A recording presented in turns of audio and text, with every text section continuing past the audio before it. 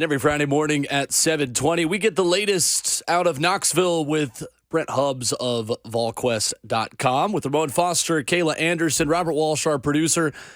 I'm Will Bowling. As Brent joins us this morning on the Mark Spain Real Estate Hotline. And Brent, Ramon has a lot of football knowledge. We're learning this morning he has like zero country music knowledge. So far we are just quizzing him on 90s country, and I think he's batting zero, just to keep you updated.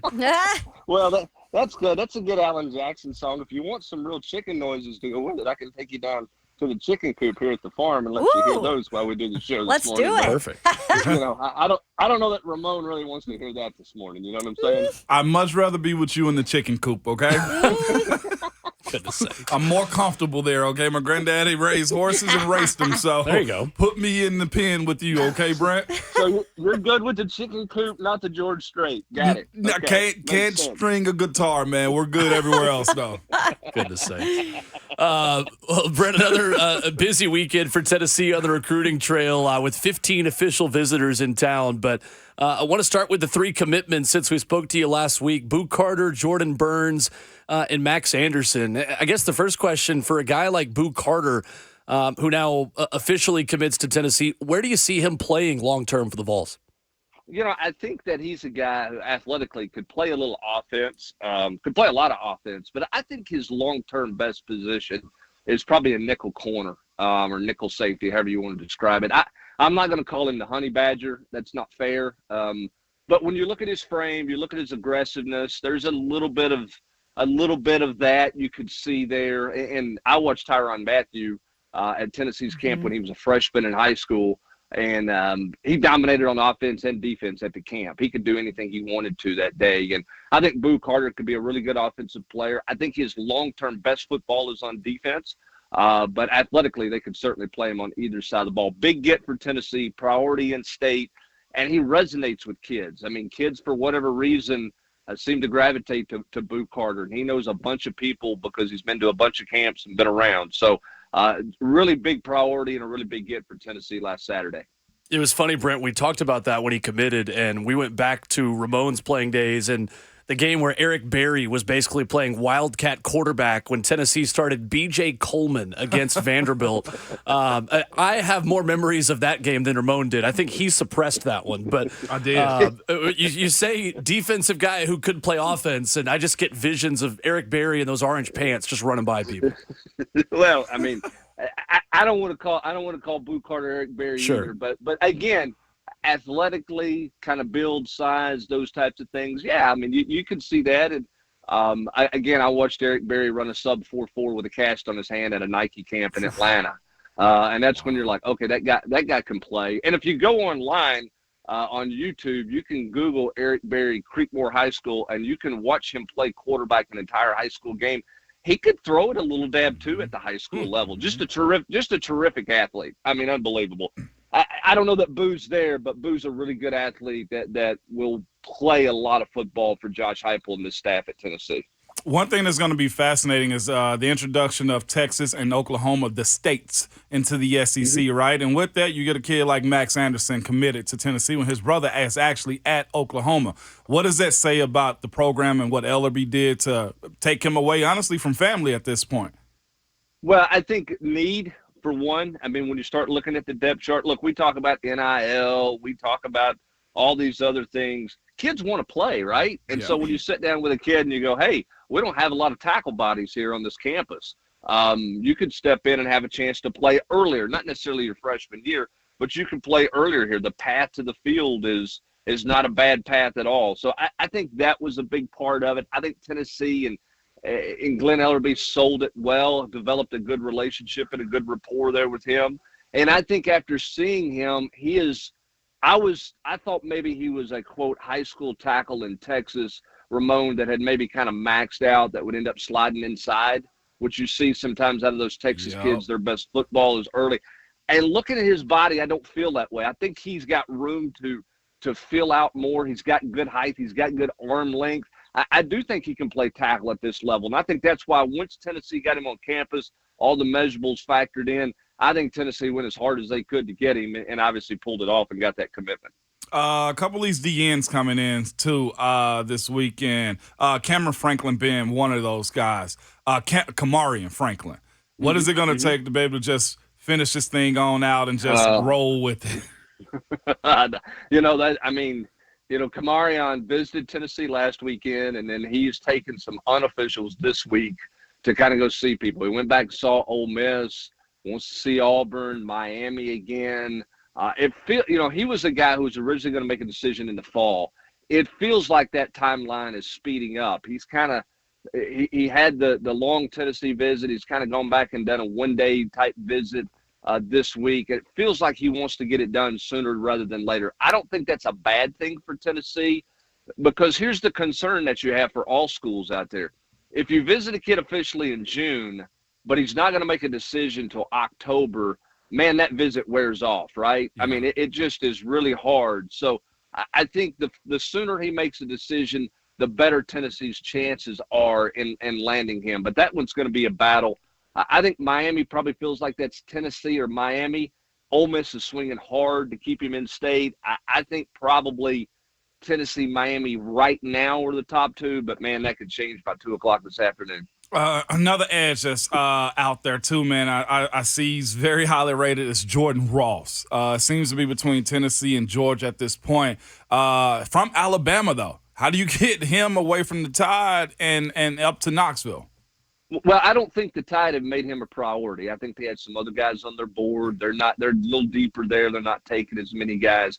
Jordan's recruitment's kind of interesting in that a month ago when talking to him, he felt like Tennessee had kind of fallen off, that maybe he wasn't as big of a priority for them.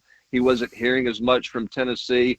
Tennessee has circled back around, or he's got a different vibe and is feeling a different vibe about Tennessee heading into this visit. So I think they've got a chance to really pull some momentum this weekend with him in town if he's feeling the love and feels like he's a real priority for Tennessee, because he liked Tennessee initially, but he felt like Tennessee kind of drifted away from him. He's not feeling that right now as he comes to town today. So when it comes to the offseason, football's year-round, I feel like now, right? And these guys are having to keep their bodies in shape. And so you're talking about Tennessee specifically with their offseason program. Right now it's like weight room work, like you wrote about, conditioning, doing a little tire flipping, which we know about up here because Mike Vrabel likes the sleds. How important is it, though, for some of these guys to really to get their bodies to the next level?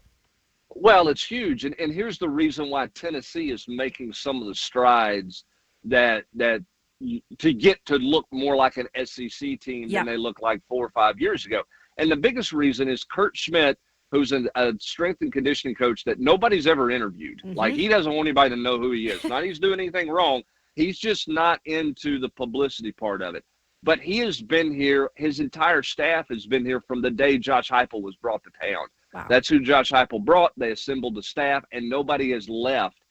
And Ramon, you know this. I mean, if you're going through a different offseason coach, strength coach every year, one guy's coaching it one way, the other guy is more focused on this. This guy's more focused on heavyweights. This guy's more on Olympic lifting.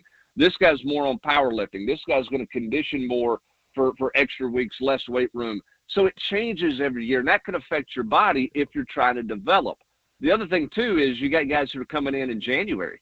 You bring 15 newcomers in January and give them 5 months to lift before you ever get into a summer program and a nutrition system that they never had in high school.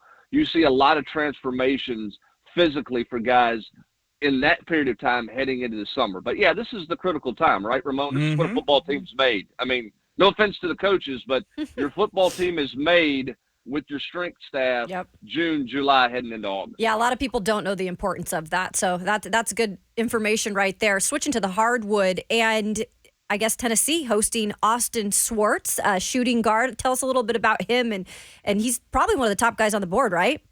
Yeah, he's a priority for Tennessee, big-time priority out of North Carolina. Tennessee is swinging hard there. You know, they had him in for a visit. I think the visit went well. I don't think he is close to making a decision. I don't think it's he's a good shooter. He can put the ball on the floor. He's kind of an offensive guy who'd have to learn some stuff on defense. But I think that it's going to be interesting to see who else he visits, right? Because he's visiting Clemson, which is close. Yep. And he's got Indiana, UConn, Georgia, Florida State, which is an interesting collection of schools because we're some of the blue bloods from the state of North Carolina, right? So you say, hey, we're in good there, but what if they call, right? Yeah. What if they start to really recruit him? That's going to be interesting. Tennessee was in on him early.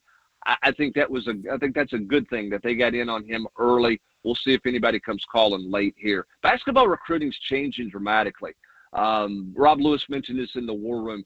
It's not that people are stopping recruiting high school players because they're not, but there's so much focus in basketball on the transfer portal right now because one guy can make such a difference in basketball. If you go get a transfer who's really good, who's been really productive, you can really change the way your basketball team is as opposed to spending a year to a year and a half recruiting a high school kid to get snubbed by him. You can work in the transfer portal for a month basically and land a really good player potentially. So I think the transfer portal in basketball is changing recruiting in that sport more than it's changing recruiting in the sport of football for sure. Brent Hubbs, our guest this morning on 104.5 The Zone, and you guys wrote in the War Room as well about two big wide receivers on campus this weekend, and Amari Jefferson and Mike Matthews. A Tennessee-Alabama battle with one, a Tennessee-Clemson battle with another.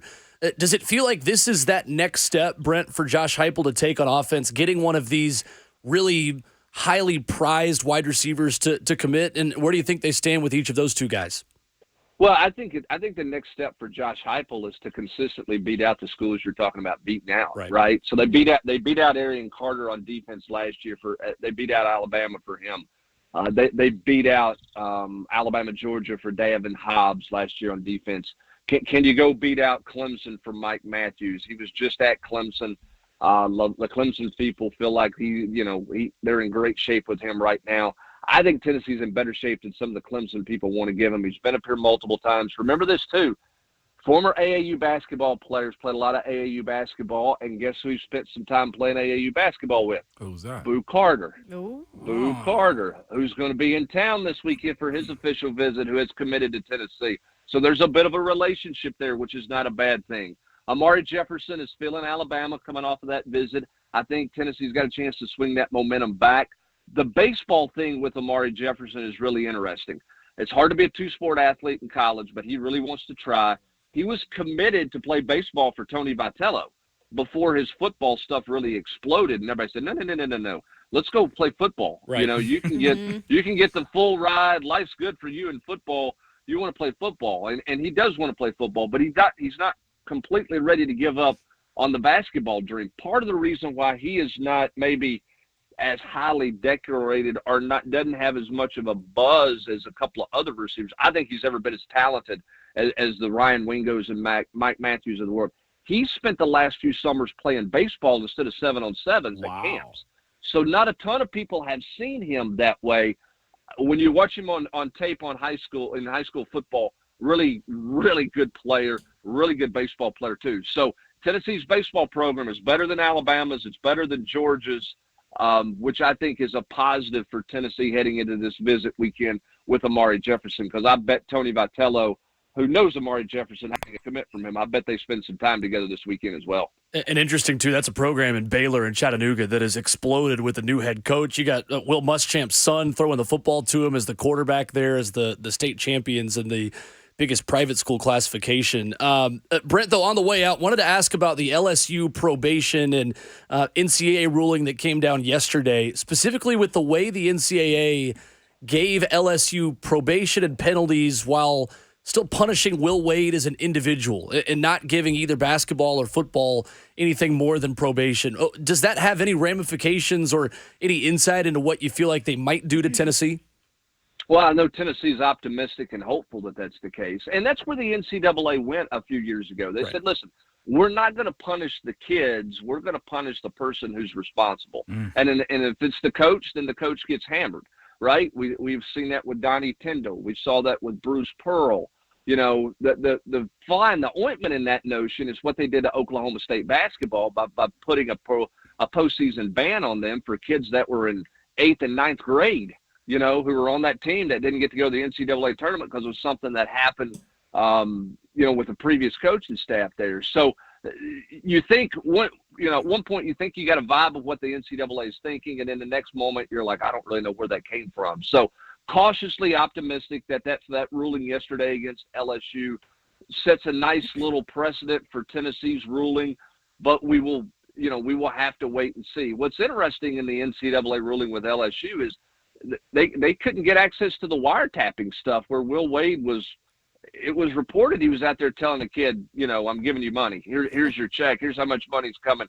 The NCAA couldn't get access to that through the court. So it's like, yes, I mean, what kind of leverage has the NCAA really got right now? If you can't get that, yet you're going to go and tell the federal government you want them to write all your NIL bills for you? I don't know. I mean, it feels like the NCAA doesn't have a ton of juice right now. So we'll see. We'll see what happens. I know Tennessee's hoping to get this thing done sooner rather than later, but there's a feeling at Tennessee that it may be the end of summer. We all thought it was going to come sometime in June, but it certainly doesn't feel like that's going to be the case at all right now. Brent Hubbs always bringing it with us here Fridays on Ramon, Kayla, and Will. Brent, man, great info as always. We appreciate it. Definitely. Thanks. Hey, Ramon, Yeah. I'll send you a playlist, man. We'll get you going. We Okay? do, and you let me know what Look, bird feed A to mix pick up. CD.